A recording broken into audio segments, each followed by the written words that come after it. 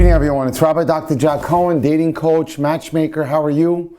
I hope things are well with everyone. Baruch Hashem, it's been quite busy here. Lots of great cases. I hope to share some of that with you tonight. As well, to let you know that if you have any issues regarding dating, if you'd like for me to help you with creating a dating resume or putting together a top 10 list of what you need in Miss Right or Mr. Right, or you'd like for me to analyze a current relationship that you're in, or you need help in Shalom Bayis, you need to get matched up, feel free to reach out to me from anywhere in the world. Cell phone 305-206-1916. Again, 305-206-1916. I'm best reached on WhatsApp. You can also email me to my website, drjackdating.com. I want to invite you to go and peruse that website. A lot of beautiful articles on there, a lot of great videos, lots of educational material. Education is the key to succeeding in dating. You can talk to me via my website or my email there, or you can send it to my private email. It's my pleasure to receive it there as well, drjackcohen18@gmail.com. By the way, just a shout out to Houston, Texas, which has invited me. I'll be there in 3 weeks to give a major Shalom Bayit Shabbaton. Lots of lectures coming up. I'm going to start preparing for that soon. And also, I want to put a shout out there for my podcast, which is called The One on Spotify. You'll love it. Great material. Everyone's loving it, and they're telling me they're enjoying the content. Again, go to The One by Dr. Jack Cohen on Spotify. Wonderful. It's called a relationship podcast, which is based on dating and Shalom Bayis and lots of great clinical cases that I've seen, and you'll enjoy it immensely. You can send it around. So please take the opportunity to listen to The One. Every edition, every time we sit down and we do it, it's about 15 to 20 minutes. It's not a long, these episodes are not long, but they're very rich in content. Tonight we're going to actually address the seniors of the crowd, or the older singles, and those of you who are younger singles. You can learn a lot, because I'd rather prevent a mistake from being made than to have to live it and experience it.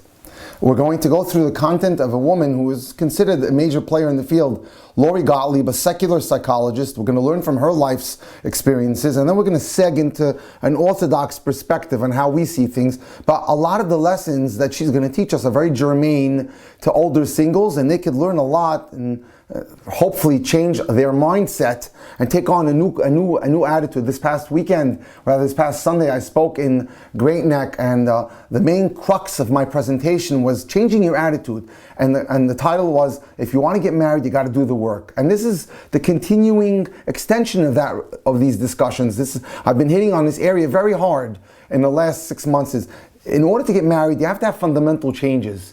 And some of it may be emotional, some of it may be spiritual, but whatever it is, you got to take a deep look at yourself and say, what do I need to fix and what do I need to get better at? And then when you make those changes, or if you don't know what those changes are, you can call me and have a consultation with me. I'm very good at this, thank God. I can figure out where the issues are, and I can then create a strategy path for you to be able to move forward in your life. First, we'll start with an interesting sort of a satire or a joke put together by Lori Gottlieb, but I think it's cute and it tells us a lot. And it's called The Husband Store. And we welcome you to The Husband Store. This new store has opened. There's a sign at the entrance. You may visit The Husband Store only once. There are 6 floors. And the value of the products increases on each successive floor.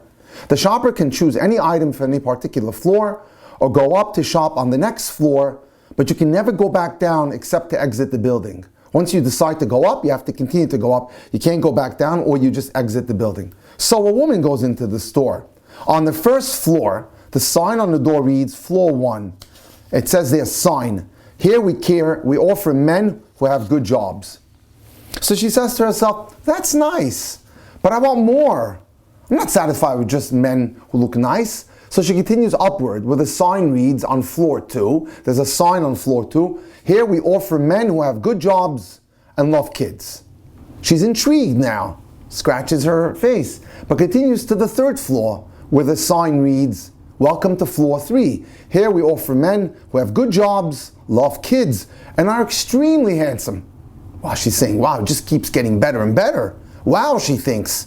She now feels compelled to keep going. Listen, as I go up the stairs to the next floor, it only seems to get better, so why should I settle? Floor number 4 offers men who have good jobs, love kids, are extremely handsome, and help equally with the housework. Wow. It can't get better than this, she says to herself. But then a voice inside her asks, or can it get better? She goes up and reads the sign on floor 5. On floor 5, the sign reads, we offer men who have good jobs, who love kids, who are extremely handsome, who help equally with the housework, and have a great sense of humor. Having found what she's looking for, she's tempted to stay and buy from this floor. But something propels her to the 6th floor, where the sign reads, welcome to floor 6. You are visitor 42 million to this floor. There are no men on this floor. This floor only exists to prove that women are impossible to please. Thank you for shopping at the husband's store. She blew it. She waited too long. Unfortunately, sometimes I deal with women who are in their 50s and 60s, and I want to cry for them. How they had opportunities that just let go. So, listen to this. As we start in life when we're young, she says, Miss Gottlieb says, I put together my list of what I wanted in a guy. The qualities off the top of my head and in no particular order that would be on my shopping list if I visited the husband's store. Intelligent, kind, extremely funny, curious, loves kids, financially stable, emotionally stable, sexy, romantic, passionate, compassionate, irreverent, intuitive, generous, same religion but not too religious, optimistic but not naive, ambitious but not a workaholic, talented but humble, warm but not clingy, grounded but not boring, soulful but not new agey, vulnerable but not weak, quirky but not weird, free-spirited but responsible, charismatic but genuine, strong but sensitive, athletic but not a sports nut, open-minded but has conviction, decisive but not bossy, mature but not old, creative but not an artist, mature but not old. And the list goes on. Math-oriented, likes discussing world events, stylish, not a slob, and on and on. Actually, she says, this isn't my current list. This is what I started off with when I started my career of dating. And that's amazing. I can't quantify what I'm looking for. I just felt that it was always right. So here's what happens when people want too much. And as a result, the list goes on and on. In 1975, almost 90% of women in the United States were married by age 30. But in 2010, only 45% are married by the age of 30.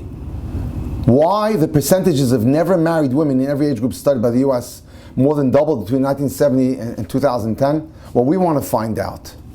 We would like to find out. So let's find out. I got an email, she writes, from a single woman who wrote that she wasn't looking for the perfect 10 in a husband. An 8 would be great. She was even dating an 8. But there was just one problem, she said. What if I want a different 8? That's what I realized was exactly my problem, and so many other women's problems too. She agreed that we should be looking for Mr. Good Enough, who exists instead of Prince Charming, who doesn't exist, who's just a figment of our imagination. But she didn't know how to make it work in life.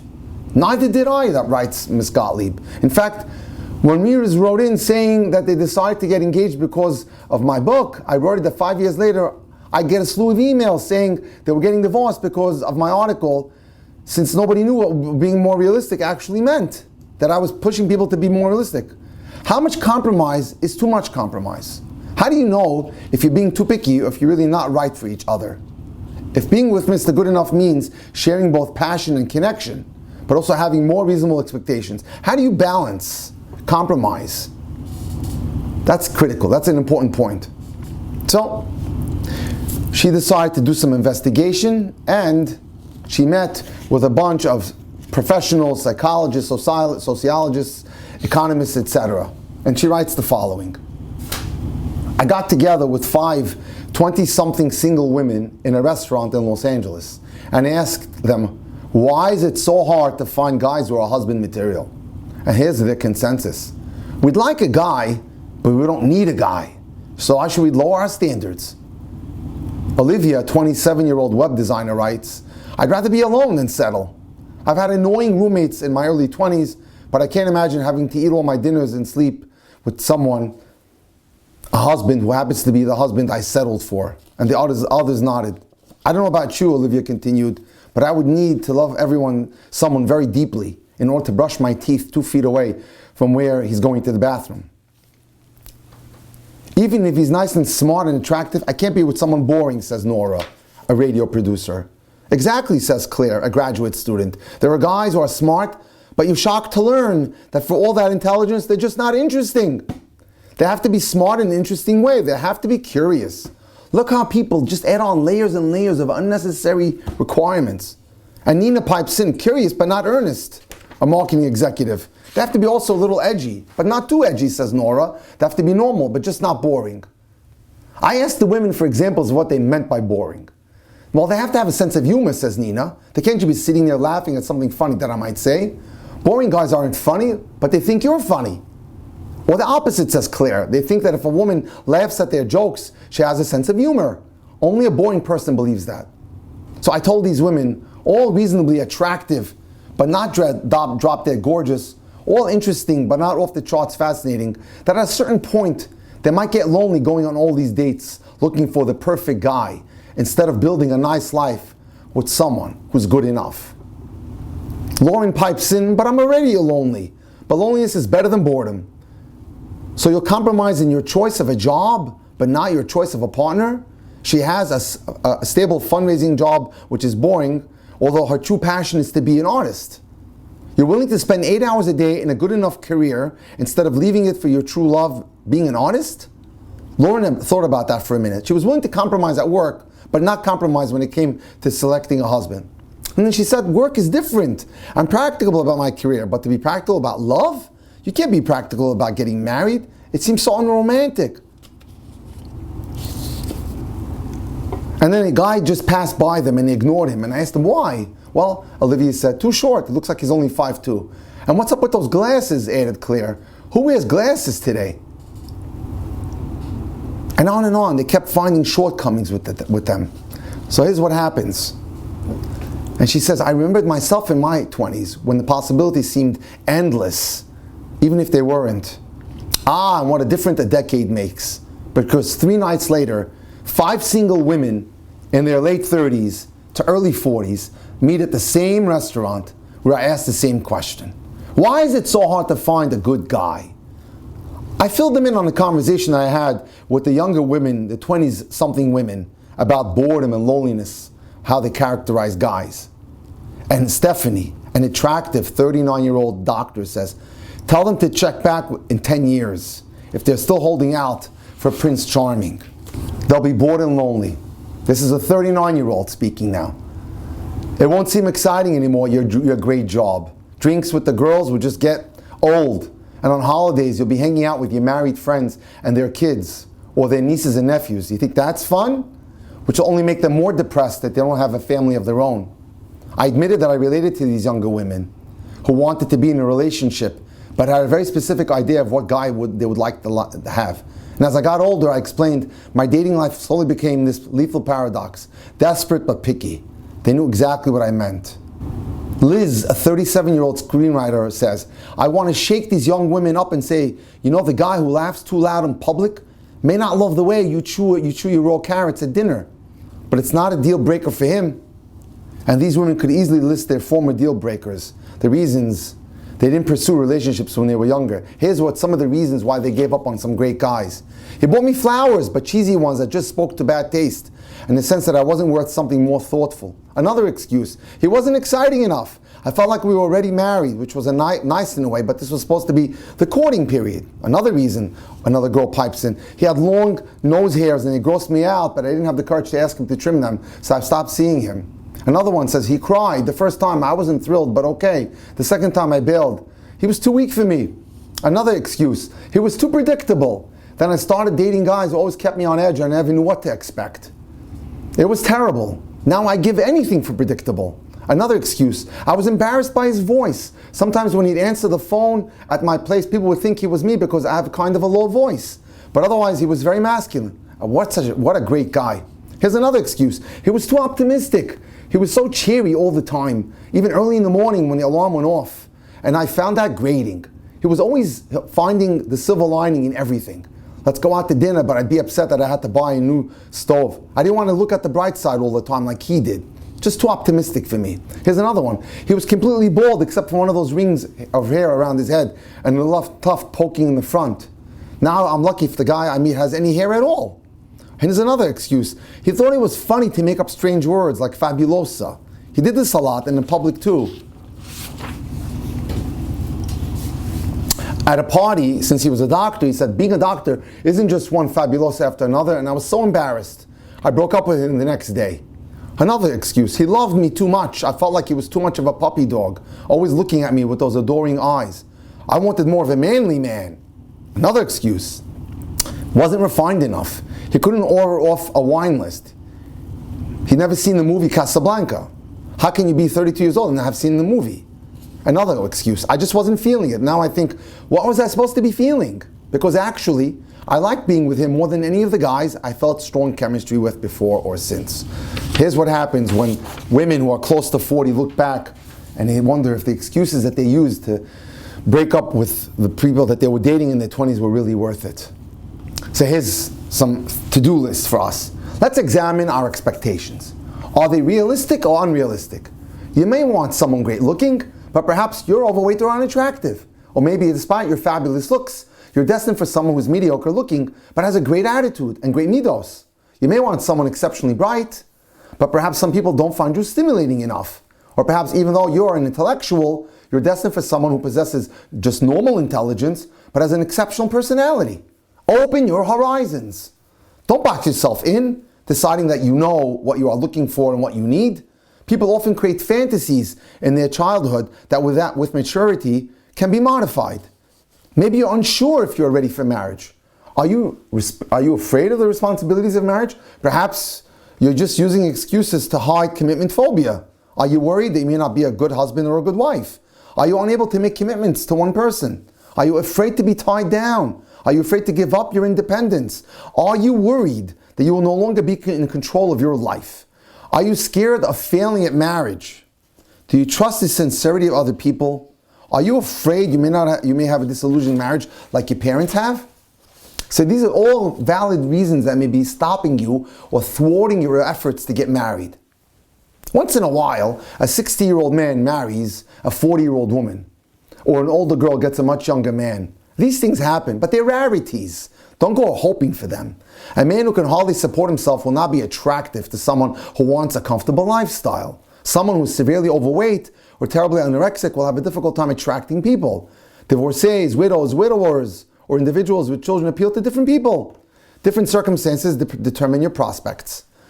You should reach for the stars, but if the stars are unrealistically unreachable, don't waste precious time. A young single mother of 3 children may be compelled to marry a man a few years older than she had originally wanted, yet she may find herself married to a mature, sensitive husband. Don't keep waiting, thinking that someone better will come along. There are people who think this girl is really pretty, but I may meet someone even prettier than her after I'm married. I don't want that to happen. Or he makes a nice living, a woman may say. What if I commit to him and then I meet someone who makes an even better living? Will I be happy, they ask? Should I settle? And the answer is, you shouldn't settle. You should be able to continue evolving and growing. This process is not called settling. It's called re-evaluating your goals with a maturity that's grounded in reality. Sometimes by giving up one thing, you gain much more in the long run. Some people just do not readjust their thinking as they grow older. 60-year-old bachelors are still looking for 30-year-old women who can have 3 or 4 children. Bachelorettes in their 40s may still want a man who will take a year off after the wedding to live and study abroad. A 38-year-old woman tells me this week that she will not consider a divorced man, which in my opinion is totally unrealistic. An older couple can afford to buy a home when they get married, when a young couple dreams of the day they can afford it. So in a way, there are upshots to an older person. It's unrealistic to expect your 23-year-old husband to afford the luxuries of a 50-year-old husband. I asked a mediocre-looking woman in her late 30s what type of man she wanted. She wanted someone with green eyes and blonde hair. Although if his hair were not blonde, she would just adjust. Here I realize there's a woman who's not realistic at all about her situation or her expectations. So number 1, let's get realistic. Sometimes people have to reevaluate what they're looking for and change their attitude. It's wonderful and rare to fall in love, get married, and live happily ever after. Young women in their early 20s may be concerned about finding a spouse, but women in their 30s are panic-stricken, wondering if they'll ever find their life partner. By age 40, a single mature woman will not tell you that what she wants is love, romance, understanding, or an intense connection. Rather, her fervent desire is for a husband and children. Although we're brought up on literature and media that try to convince us that a level of passionate intensities in marriage will make you happy, it's not the facts. What is true is that a nice, stable, and reliable spouse will make life pleasant. That's what you should be looking for. What makes a romantic relationship great is not what makes a marriage great. Marriage is not about with whom you dine or with whom you want to ski. Rather, it's about who you want to run a household with. Again, Lori Gottlieb is quoted, "Marriage is not a passion fest. It's more like a partnership formed to run a small and often boring nonprofit business." There's stuff to do in marriage. And once you reach a certain age, certainly by the time you're in your 30s, it's important to focus on the big picture. This is a family of your own. You may have to compromise on some of your dreams to have a family. Often this compromise, or quote, settling, will make you happier in the long run, since if you marry with great expectations, you may be disappointed. While if you have lower expectations, you may be very pleasantly surprised. While there are women who have a long list of complaints against their husbands and secretly wonder if they should have held out for that perfect spouse, most would never trade places with an unmarried woman. Again, most would never trade places with an unmarried woman. As Lori Gottlieb puts it, they would rather feel alone in a marriage than actually be alone physically, because they realize that marriage ultimately is not about cosmic connection, it's about having a teammate. Even if he's not the love of your life, it's better than not having one at all and living a lonely life. Between work and childcare, many women don't spend that much time with their husbands anyway. Therefore, Lori Gottlieb argues, if you don't see that much of your husband anyway, but he's a decent guy who takes you out and takes out the trash and sets up the baby gear and provides a second income that allows you to spend time with your child, how much does it matter that the guy you marry has to be the one? As you get older and your priorities change from romance to family, your perspective and the type of person you look for and you're willing to accept will change as well. Some older single women claim that they grew up idolizing marriage. Had they had a more realistic understanding of its cold, hard benefits when they were younger, they might have been married. Lori Gottlieb says, "We grew up thinking that marriage meant feeling some kind of divine spark, and so we walked away from relationships that we thought were uninspiring, which probably would have made us happy in the context of what it is to have a family." Example, Shulamit, a young lady in her 30s, got engaged to Joseph, a young man who followed a rabbi whose customs were different than her own. Joseph doesn't believe that Tehillim, or saying Psalms, has any special powers, nor does he believe in singing at the Shabbat or Shabbos table. For Shulamit, who says Tehillim every day for years in the hope of finding her soulmate, this was very hard to accept. When asked how she could marry Joseph, who didn't believe in reading Tehillim like she did, she answered correctly, "I thought about my children not being able to sing at the Shabbos table, and that bothered me. But then I thought, if I don't marry Joseph, I may never have any children." The goal is to have a partner with whom to share your life, to raise children together, and to create a spiritually uplifting home where the divine spirit, where Hashem, can reside. This is true for older single men as well, who realized too late that they missed the boat because they were searching for the ultimate Hollywood movie star. When do you decide to settle? Well, let's compare this to musical chairs. When do you take a seat, any seat, just so you're not left standing alone? Decide to settle before settling is no longer an option. As you get older, there are going to be fewer and fewer choices, and the concessions you have to make are even greater. You might even hear a nagging voice in your mind, why are you settling now when you have held out this long? Haven't you earned the right to find your Mr. Right? Why not look a bit longer? But often, by the time someone is ready to settle, he or she is settling for someone who's settling for them. The idea is to get smart earlier. Settling while you can still can make intelligent compromises, rather than later when there are far fewer options and you're forced to compromise on much more. Marrying someone who doesn't share all your interests may feel as if you're settling when you're 30, but at 35, it's a sensible, realistic move. If you enjoy being with someone and you can build a life together, even without romantic sparks flying, deciding to marry him or her is making a mature adult decision. It's not settling. Observing some friends who have not married their dream husband and others who have not married at all, well, I can say that married friends are much happier. Compromising on looks, personality, financial standing, or social status is the smart thing for these people to do. Even women who marry yet eventually get divorced can be better off than someone who never married, because they hopefully have children, and so they'll always have someone to help them and keep them company. I'd like to close by saying, when all your friends find their spouses, you might feel like the last person standing. The specter of loneliness and the fear of your biological time clock running out can make some people accept a spouse who may be harmful. An intelligent choice of compromising in some areas does not include marrying a spouse who, God forbid, is ever verbally or physically abusive. There's no place to ever consider a relationship with someone who is verbally or physically abusive. You must be careful that you are compromising in appropriate areas. If a person is less handsome, not so outgoing or humorous than you had originally hoped for, that's okay.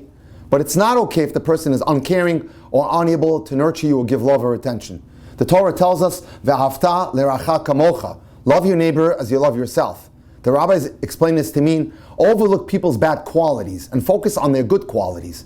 It does not mean that a person should overlook bad character qualities in a potential spouse. God wants us in a marriage that promotes harmony, unity. He actively wants us to be happy. Let your intellect guard your heart. Thank you so much for joining me tonight. I look forward to presenting another wonderful edition of our Wednesday night class on Facebook Live next week. Again, if you have any questions for me or need my guidance in any way in dating or shalom bayis or getting matched up or putting together a top 10 list or a dating resume, feel free to reach out to me at 305-206-1916 or write me an email or a message. Thank you so much for joining us.